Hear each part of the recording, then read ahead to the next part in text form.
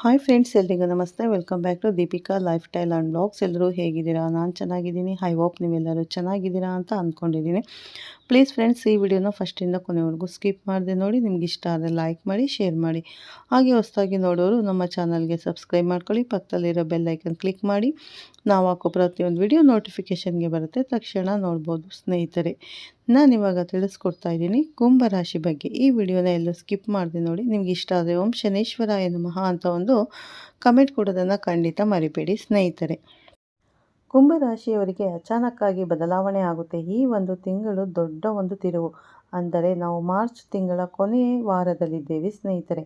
ಕುಂಭರಾಶಿಯವರನ್ನು ಯಾರು ಕೂಡ ಏನು ಮಾಡೋದಕ್ಕೆ ಸಾಧ್ಯ ಇಲ್ಲ. ಅದು ಯಾವ ಒಂದು ವಿಚಾರ ಅಂತ ನಾನು ತಿಳಿಸಿಕೊಡ್ತೀನಿ ಸ್ನೇಹಿತರೆ. ಈ ಕುಂಭರಾಶಿಯವರಿಗೆ ಏನಂತಂದರೆ, ವಿಶೇಷವಾಗಿ ಮಾರ್ಚ್ ತಿಂಗಳಲ್ಲಿ ತುಂಬ ಜವಾಬ್ದಾರಿಯುತವಾದಂಥ ಒಂದು ಸ್ಥಾನ ಸಿಗುತ್ತೆ. ಆದರೆ ಈ ಒಂದು ಅವಕಾಶ ಅಂದರೆ ಮಿಸ್ ಆಯಿತು ಅಂತಂದರೆ ಜೀವನದಲ್ಲಿ ಮತ್ತೆ ನೀವು ಎದ್ದು ಬರೋಕ್ಕೆ ಚಾನ್ಸಸ್ ಇಲ್ಲ. ಹೌದಲ್ವಾ? ಹುಷಾರಾಗಿ, ಕೇರ್ಫುಲ್ಲಾಗಿ, ಎಷ್ಟೇ ಕಷ್ಟ ಅನಿಸುತ್ತೆ, ಬಟ್ ಅದನ್ನು ಹಿಡಿದುಕೊಂಡು ಅದನ್ನು ಕಲಿಯೋವರೆಗೂ ಅಥವಾ ಒಂದು ವಿಚಾರವನ್ನು ಮುಗಿಸೋವರೆಗೂ ನೀವು ಯಾವುದೇ ಕಾರಣಕ್ಕೂ ಅದನ್ನು ಬಿಡೋದಕ್ಕೆ ಹೋಗಬೇಡಿ. ಗೊತ್ತಲ್ಲ, ಮತ್ತೆ ಎಲ್ಲರಿಗಿಂತ ವಿಭಿನ್ನವಾಗಿ ನೀವು ಯೋಚನೆಯನ್ನು ಮಾಡ್ತೀರಾ ಗೊತ್ತಲ್ಲ. ಈ ಒಂದು ತಿಂಗಳು ಅಚಾನಕ್ಕಾಗಿ ಏನೋ ಒಂದು ಬದಲಾವಣೆ ಆಗುತ್ತೆ. ಮತ್ತೆ ಕೊನೆಯಲ್ಲಿ ಅದೃಷ್ಟದ ಒಂದು ಮಹಾಪೂರ, ಅದನ್ನು ಅಕ್ಸೆಪ್ಟ್ ಮಾಡ್ಕೊಳ್ತಾ ಅವಕಾಶವನ್ನು, ಅದೃಷ್ಟದ ಒಂದು ಮಹಾಪೂರ ಮತ್ತೆ ತಿರುವು ನಿಮ್ಮ ಕಡೆ ಬರುತ್ತಲ್ಲ, ಅದನ್ನು ಮಾಡ್ಕೊಳ್ಳಿ. ಇಡೀ ದಿಕ್ಕನ್ನೇ ಬದಲಾಯಿಸುವಂಥ ಈ ಒಂದು ವಿಚಾರ.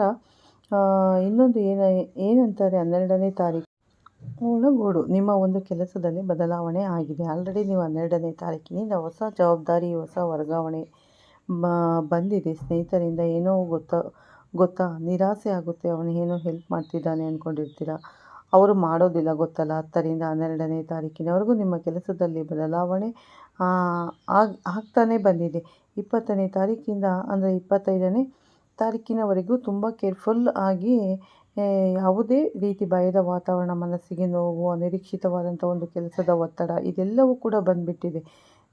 ಮತ್ತು ಈ ಒಂದು ಕುಂಭರಾಶಿಯವರು ಯಾವ ಬಣ್ಣದ ಒಂದು ಅಂತಂದರೆ ಕೇಸರಿ ಬಣ್ಣ, ಯಾವುದೇ ಒಂದು ಮುಖ್ಯವಾದಂಥ ಒಂದು ಕೆಲಸವನ್ನು ಮಾಡಬೇಕಂದ್ರೆ ಕೇಸರಿ ಬಣ್ಣವನ್ನು ಧರಿಸ್ಕೊಂಡು ಹೋಗಿ, ತುಂಬ ಚೆನ್ನಾಗಿ ಆಗುತ್ತೆ. ಮತ್ತು ಯಾವ ಒಂದು ಬಣ್ಣವನ್ನು ಧರಿಸಬಾರ್ದು, ಒಳ್ಳೆಯ ಕೆಲಸಗಳಿಗೆ ಬೇರೆ ಟೇಬಲ್ ಧರಿಸಬಾರ್ದು ಅಂತಂದರೆ ಹಸಿರು ಬಣ್ಣವನ್ನು ಯಾವುದೇ ಕಾರಣಕ್ಕೂ ಧರಿಸೋಕ್ಕೆ ಹೋಗಬೇಡಿ. ಈ ತಿಂಗಳು ಇನ್ನೊಂದು ವಿಶೇಷವಾಗಿ ದುಡ್ಡನ್ನು ಕಳ್ಕೊಳ್ಳುವಂಥ ಒಂದು ವಿಚಾರ ಬರುತ್ತೆ. ದುಡ್ಡನ್ನು ಕಳ್ಕೊಳ್ಳುವಂಥ ಒಂದು ಚಾನ್ಸಸ್ ಇರುತ್ತೆ. ಹೆಂಗೋ ಇಲ್ಲೇ ಬಿಟ್ಟಿರ್ತೀರ, ಅಥವಾ ಹೇಗೋ ಒಂದು ಯಾವುದಕ್ಕೂ ಇನ್ವೆಸ್ಟ್ ಮಾಡಿರ್ತೀರ, ನಿಮಗೆ ಗೊತ್ತಿಲ್ಲದೆ ನೀವೇ ಮಾಡೋದು, ಬೇರೆಯವರು ಮಾಡಲ್ಲ. ಅದಕ್ಕೋಸ್ಕರ ತುಂಬ ಕೇರ್ಫುಲ್ಲಿಂದ ನೀವು ದುಡ್ಡನ್ನು ಯೋಚನೆ ಮಾಡಿ ಇನ್ವೆಸ್ಟ್ಮೆಂಟ್ ಮಾಡಿ. ಅದಕ್ಕೆಲ್ಲ ತಲೆ ಕೆಡಿಸ್ಕೊಳ್ಳೋಕ್ಕೆ ಯಾವುದೇ ರೀತಿಯಾದ ದುಡ್ಡು ಕಳೆದು ಹೋಯಿತು ಅಂತಂದ್ರೆ, ಲಾಸ್ ಆಯಿತು ಅಂದರೆ ಅಷ್ಟಲಕ್ಷ್ಮಿ ಯಂತ್ರ, ಈ ಒಂದು ಅಷ್ಟಲಕ್ಷ್ಮಿ ಯಂತ್ರ ಏನಂತಾರೆ, ಇದಕ್ಕೆ ಅದ್ಭುತವಾದಂಥ ಒಂದು ಇದು ಬರಬೇಕಾದ್ರೆ ದುಡ್ಡು ಬಂದುಬಿಡುತ್ತೆ. ಕೊಡೋರಿಗೆ ದುಡ್ಡನ್ನು ವಾಪಸ್ ಕೊಟ್ಬಿಡಿ. ಮುಟ್ಟುಕಟ್ಟು ಮಡಿ ಮೈಲ್ಗೆ ಸೂತ್ಕ ವೆಜ್ಜು ನಾನ್ ವೆಜ್ಜು ಜಾತಿ ತೆಗೆದುಕೊತೀರಲ್ಲ, ಇದನ್ನು ಸ್ವಲ್ಪ ನೋಡಬೇಕಾಗುತ್ತೆ. ದೇವರ ಮಲ್ಲಾರು ಇಡ್ಬೋದು, ಬೀರಲನ್ನಾದರೂ ಇಡ್ಬೋದು. ಪ್ರತಿದಿನ ಪೂಜೆ ಮಾಡಲೇಬೇಕು ಅಂತ ಏನಿಲ್ಲ.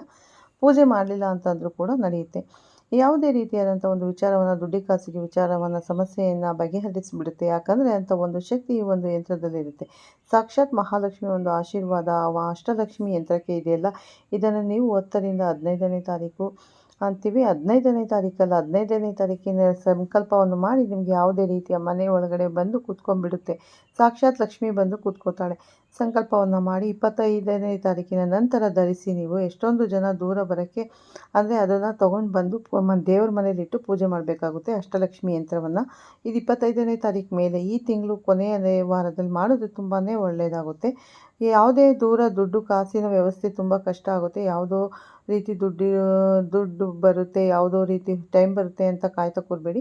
ಈ ಅಚಾನಕ್ಕಾಗಿ ಒಂದು ಸಂಕಲ್ಪ ಮಾಡಿದ್ರೆ ಸಾಕು. ಒಳ್ಳೆಯ ಗೋಧೂಳಿ ಅಂದರೆ ಗೋದಳಗಳಲ್ಲಿ ಸಂಕಲ್ಪವನ್ನು ಮಾಡಿ, ಸಂಜೆ 6 ಗಂಟೆಯಿಂದ ಗೋಧೂಳಿ ಸಮಯದಲ್ಲಿ ಮಾಡಿ 6:30ವರೆಗೆ ನಿಮಗೆ ಅಷ್ಟಲಕ್ಷ್ಮಿ ಯಂತ್ರ ಮನೆ ಒಳಗಡೆ ಬಂತು ಅಂತಂದರೆ ಜೀವನ ಪರ್ಯಂತ ನೀವು ಹಣಕಾಸಿನ ಸಮಸ್ಯೆಯನ್ನು ಮರೆತುಬಿಡಿ. ಬೇರೆ ಸಮಸ್ಯೆಗಳ ಬಗ್ಗೆ ಗಮನ ಕೊಡಿ ಅಂತ ಒಂದು ಅದ್ಭುತವಾದಂಥ ಅವಕಾಶ, ಅದ್ಭುತವಾದಂಥ ಒಂದು ವಿಚಾರ. ಅಷ್ಟಲಕ್ಷ್ಮಿ ಯಂತ್ರ ಕರ್ಮ ಕಳೆದಿದ್ರೆ ಮಾತ್ರ ತಗೊಳ್ಳೋಕ್ಕೆ ಆಗುತ್ತೆ. ಎಲ್ಲರೂ ಅಷ್ಟು ಸುಲಭವಾಗಿ ತಗೊಳ್ಳೋಕ್ಕೆ ಆಗೋದಿಲ್ಲ. ಸಾವಿರಾರು ಜನ ಈ ಒಂದು ಯಂತ್ರವನ್ನು ತೆಗೆದುಕೊಂಡು ಒಳಿತನ್ನು ಕಂಡಿದ್ದಾರೆ. ಜೀವನದಲ್ಲಿ ಆಶ್ರಮಕ್ಕೆ ಬಂದರೆ ಅದನ್ನು ಅಂದರೆ ಜೀವನದಲ್ಲಿ ನೀವು ಎಷ್ಟು ಕಷ್ಟಗಳನ್ನು ಅನುಭವಿಸಿರ್ತೀರ ದುಡ್ಡಿನ ವಿಷಯದಲ್ಲಿ, ಆ ವಿಷಯದಲ್ಲಿ ನೀವು ಅದು ತಗೊಳ್ಳೋಕ್ಕೆ ಆಗಿರೋದಿಲ್ಲ. ಎಷ್ಟೋ ಕಷ್ಟಗಳು ಬಂದಿರುತ್ತೆ. ಆದರೆ ಆ ಟೈಮ್ ಬಂದಾಗ ಖಂಡಿತ ಅಷ್ಟಲಕ್ಷ್ಮಿ ಯಂತ್ರವನ್ನು ನೀವು ತಂದು ಮನೆಗೆ ಇಡ್ಬೋದು. ಅದಾಗದೇ ನಿಮ್ಮ ಮನಸ್ಸಿಗೆ ಬರುತ್ತೆ ತಗೋಬೇಕು ಅಂತ. ಆಗ ನೀವು ಅದನ್ನು ತಂದು ಮನೆಯಲ್ಲಿ ಇಟ್ಟು ಪೂಜೆ ಮಾಡಿದ್ರೆ ದೇವ್ರ ಮನೆಯಲ್ಲಿ ಖಂಡಿತ ಒಳ್ಳೆಯದಾಗುತ್ತೆ. ಮತ್ತು ಕುಂಭರಾಶಿಯವ್ರಿಗೆ ಏನಂತಂದರೆ ಹೊಸ ವ್ಯಕ್ತಿ ಪರಿಚಯ ಆಗ್ತಾನೆ.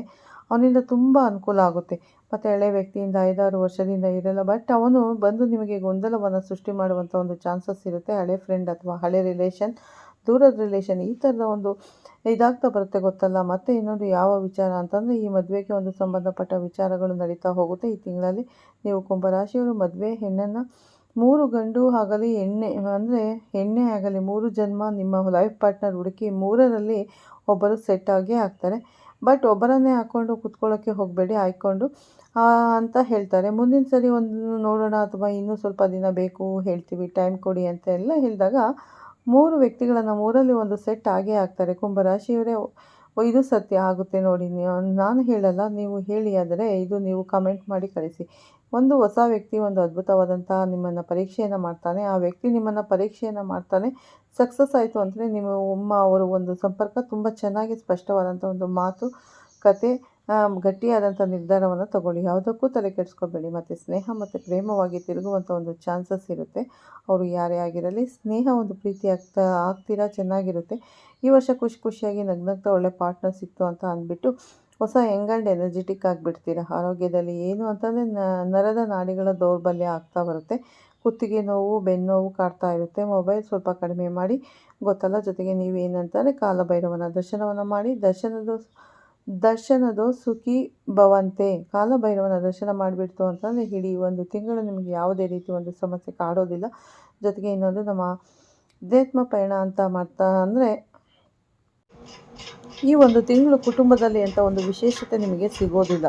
ಸಾಧಾರಣ ಅಂದರೆ ಅತಿ ಸಾಧಾರಣ. ಈ ಸದ್ಯ ಅವರ ಪಾಡಿಗೆ ಅವರು ಇದ್ದರೆ ಸಾಕು, ಮನೆಯವರು ತಮ್ಮ ತಂಟೆಗೆ ಬರದೇ ಇದ್ದರೆ ಸಾಕು ಅನ್ನುವಷ್ಟು ತೊಂದರೆಗಳು ಉಂಟಾಗುತ್ತೆ. ಬಟ್ ಅಂಥ ತೊಂದರೆಗಳು ಆಗೋದಿಲ್ಲ. ಭಯ ಬೇಡ. ಒಂದು ಭಯ ನಿಮ್ಮನ್ನು ಬದಲಾವಣೆಯನ್ನು ಮಾಡುತ್ತೆ. 3ನೇ ವ್ಯಕ್ತಿಯಿಂದ ನಿಮಗೆ ತುಂಬ ಸಹಾಯ ಆಗ್ತಾ ಬರುತ್ತೆ. ಗೊತ್ತಲ್ಲ, ಓಂ ಶಂ ಶನಿ ತುಂಬ ಕಷ್ಟ ಬಂತು, ಓಂ ಶಂ ಶನೇಶ್ವರಾಯ ನಮಃ ಅಂತ ನೀವು ಮನಸ್ಸಲ್ಲಿ 108 ಬಾರಿ ಅನ್ಕೋತಾ ಇರಿ. ನಿಮಗೆ ಯಾವುದೇ ರೀತಿಯಾದಂಥ ಕಷ್ಟ ಕಾರ್ಯಗಳು ಬರೋದಿಲ್ಲ. ನಿಮಗೆ ಶುಭವಾದಂಥ ದಿಕ್ಕು ಪೂರ್ವ ದಿಕ್ಕು. ಮತ್ತು ಒಳ್ಳೆ ಕೆಲಸಕ್ಕೆ ಹೋಗಬೇಕಾದ್ರೆ 4 ಹೆಜ್ಜೆ ಪೂರ್ವ ದಿಕ್ಕ ಮೇಲೆ ಇಟ್ಟು ನಂತರ ಹೋಗಿ ತುಂಬ ಚೆನ್ನಾಗಿ ಆಗುತ್ತೆ, ಒಳ್ಳೆಯದಾಗ್ತಾ ಬರುತ್ತೆ. ಯಾರೇ ದುಡ್ಡು ಕೇಳಿದ್ರು ಈ ತಿಂಗಳಲ್ಲಿ ಕೊಡೋಕ್ಕೆ ಹೋಗಬೇಡಿ. ಯಾವ ತಿಂಗಳಲ್ಲೂ ಕೊಡಬೇಡಿ, ಅಂದರೆ ಕೊಡೋಕ್ಕೆ ಹೋಗಬೇಡಿ. ಸುಮ್ಮನೆ ಏನು ಕೊಡ್ತೀರಾ, ಏನೋ ಖರ್ಚು ಎಷ್ಟು ಹುಚ್ಚಗಳಿವೆ ಅಂದರೆ 100, 200, 1000 ಎಷ್ಟೋ ಕೊಟ್ಬಿಟ್ಟು ಕಳಿಸ್ಬಿಟ್ಟು ಸಾಲ ಅಂತ ಅಂದ್ಕೊಂಡು ಅಂತಂದರೆ ಈ ತಿಂಗಳು ಖಂಡಿತ ಬರೋದಿಲ್ಲ. ಹಣಕಾಸಿನ ಸಮಸ್ಯೆ ಅಷ್ಟಲಕ್ಷ್ಮಿ ಅಂತ ಇದೇ ಇದೆ. ಇನ್ನು ಹೇಗೆ ಮ್ಯಾನೇಜ್ ಮಾಡಬೇಕು, ದುಡ್ಡೆಲ್ಲ ತಂದುಕೊಟ್ಟು ಬಿಡುತ್ತೆ ನಮಗೆ ಅಷ್ಟಲಕ್ಷ್ಮಿ ಅಂತ. ಅದನ್ನು ಯಾವುದೇ ರೀತಿ ಮ್ಯಾನೇಜ್ ಮಾಡಬೇಕು, 1 to ಡಬಲ್ ಹೆಂಗೆ ಮಾಡಬೇಕು, ಅದನ್ನು ಯಾವ ರೀತಿ ಜೋಪಾನವಾಗಿ ಇಟ್ಕೋಬೇಕು, ಕೋಟಿ ತಂದು ಕೊಡುತ್ತೆ. ಅದನ್ನೆಲ್ಲ ಕುಡಿದು ತಿಂದು ಇನ್ನು ಯಾವುದಕ್ಕೆ ಇನ್ವೆಸ್ಟ್ ಮಾಡಿ ಅದನ್ನು ಪ್ರಾಫಿಟ್ ಬರದೆ ಯಾವುದೇ ಲಾಸ್ ಆಗಿಬಿಟ್ರೆ ಲಾಸ್ ಆಗ್ತಾ ಬರುತ್ತೆ. ಅದಕ್ಕೋಸ್ಕರ ಯಾರಿಗೂ ಈ ತಿಂಗಳಲ್ಲಿ ಕೊನೆ ಹಂತದಲ್ಲಿ ನೀವು ಯಾರಿಗೂ ಸಾಲವನ್ನು ಕೊಡೋಕ್ಕೆ ಹೋಗಬೇಡಿ ಸ್ನೇಹಿತರೆ. ಖಂಡಿತ ಆ ಸಾಲ ವಾಪಸ್ ಬರೋದಿಲ್ಲ.